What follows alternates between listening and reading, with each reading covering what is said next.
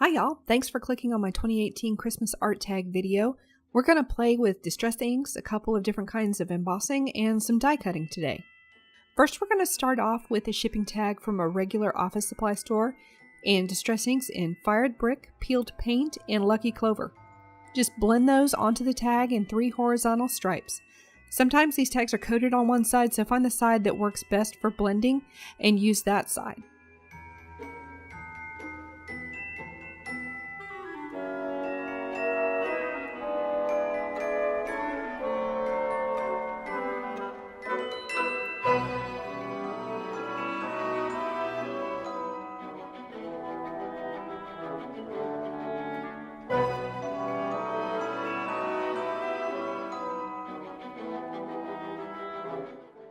Now we've got our distress ink layer blended, let's pull some of that ink off the tag.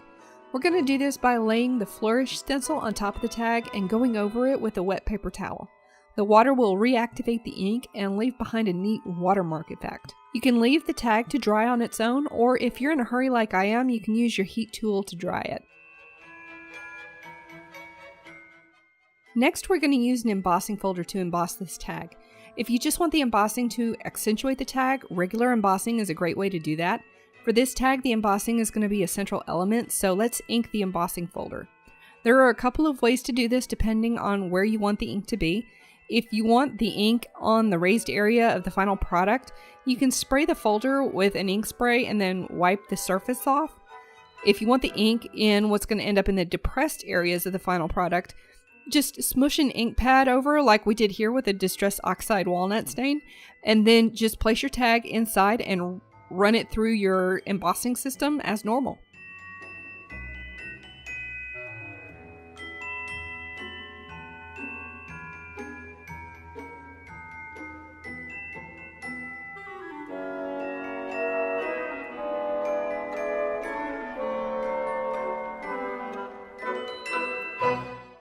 You can see how the ink helps really bring attention to the embossed image.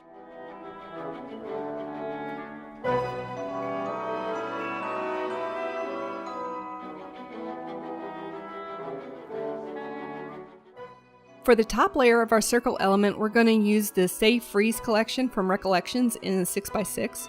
The snow glow paper is just too adorable. You can use any circle die in your collection. I've got framelits here because that's what's available locally within my budget. When it comes to basic shapes, I believe in going for the economic solution. A circle is a circle regardless of which manufacturer produces it. You could even use a hole punch if you have one in the right size. So what I'm trying to say is the Sizzix product's not necessary for this. Any circle will do.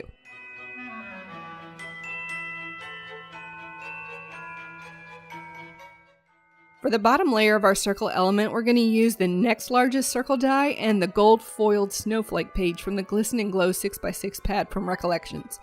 Both of these paper collections are new this year and you can find them in your local Michaels. I'll include a link to their online store in the description below.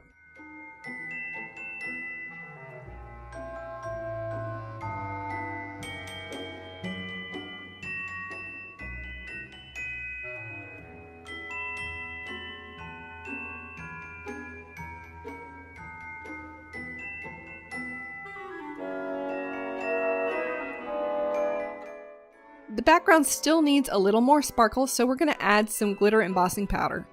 This powder is the Holographic embossing powder from Ranger, which I can't find anywhere. I'm going to link to a substitute product in the description, and when I run out of the Ranger product, the substitute product is what I'll buy to replace it. I use this embossing powder all the time, and I've still got half a jar left after 2 years. Because the Distress Oxide hadn't dried completely, the powder clung to the tag in some random spots, which is exactly the effect that I wanted.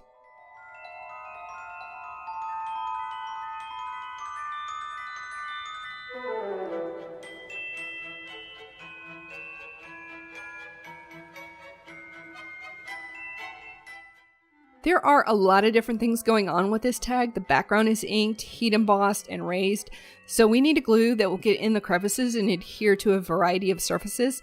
And that's why I chose Alene's Tacky glue for the job. It's a wetter glue than I'm used to, so I gave it more time to dry than I normally do.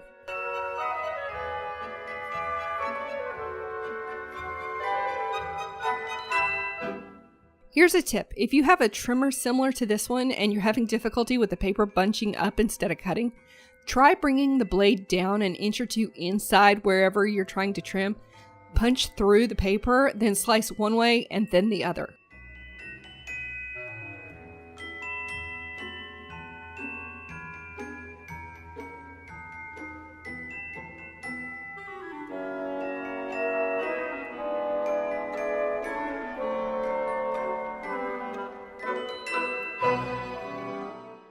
This tag needs a couple more things, so I went for a sentiment in the Say Freeze collection. There are a couple of options. This one says Warmest Wishes.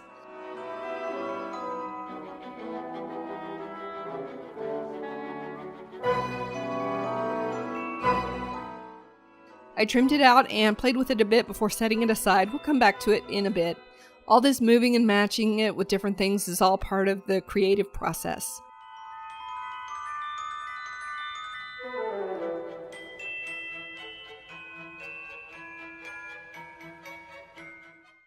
I had literally just bought this die a few hours earlier. It's called Flurry No. 2 by Tim Holtz, and I didn't expect to break it out so soon. The paper is a B-side from the Say Freeze collection papers, which are all double-sided, which is nice. The Glisten Glow collection have a lot of foil in them, and they're all single-sided. This die is really intricate, and it took a while to remove all the bits and clean the die. Some crafters have had a lot of luck with roller brushes. I've had mixed results. Sometimes it's just faster to grab a pick tool and knock the bits loose in my hand.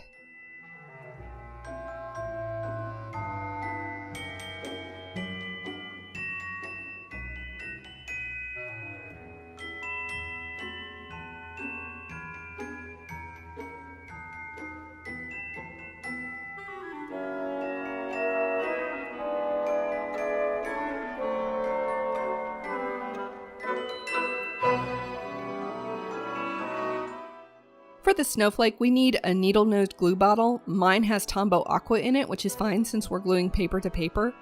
The small opening helps control how much glue we use and where it ends up.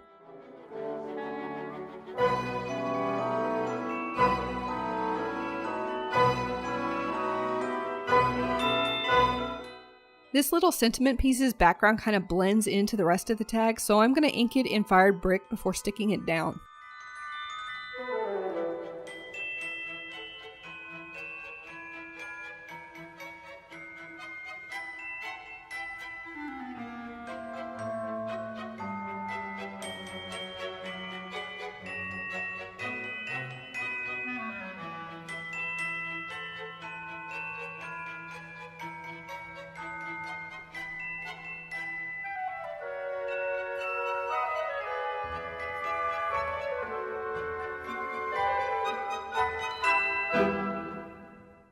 I picked up a bag of these snowflake gems at my local Dollar Tree last year.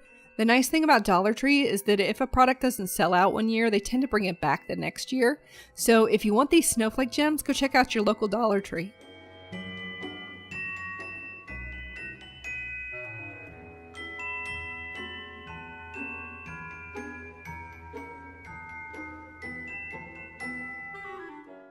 For the final touches, let's break out the liquid pearls. I'm pretty sure that Tonic has similar colors in their Nouveau line, and I actually prefer Nouveau drops, but I don't have them in silver or gold. These are actually pewter and antique gold, but it works. Thanks for watching. If you picked up some new ideas or inspiration, please hit the thumbs up button. If you'd like to see more paper crafting videos, don't forget to subscribe. If you'd like to know more about this tag, check out the supply list in the blog post, which are linked in the description box. Have a great day!